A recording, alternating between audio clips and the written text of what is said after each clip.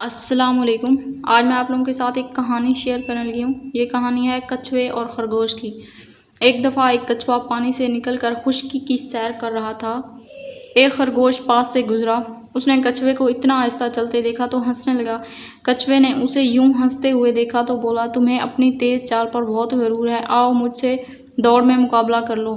खरगोश उसकी यह बात सुनकर हंसा और मुकाबले पर राज़ी हो गया। दोनों ने एक पुराने दरख्त तक दौड़ने का फैसला किया जो वहाँ से काफ़ी दूर था।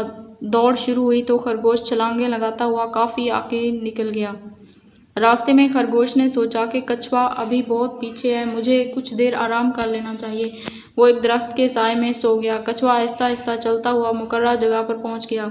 खरगोश की आँख खुली तो वो ये समझा कि कछुआ अभी बहुत पीछे है। वो छलांगे लगाता हुआ उस पुराने दरख्त के पास पहुंचा तो वहां कछुए को मौजूद पाकर बहुत शर्मिंदा हुआ। नतीजा गरूर का सर नीचा होता है। यहाँ पे हमारा आज का लेक्चर होता है ख़त्म। उम्मीद है कि आप लोगों को वीडियो पसंद आई होगी। अगर वीडियो पसंद आई है तो लाइक करें, अपने दोस्तों के साथ शेयर करें और चैनल पर न्यू हैं तो चैनल को सब्सक्राइब कर लें। मिलते हैं नेक्स्ट वीडियो में, तब तक के लिए अल्लाह हाफिज़।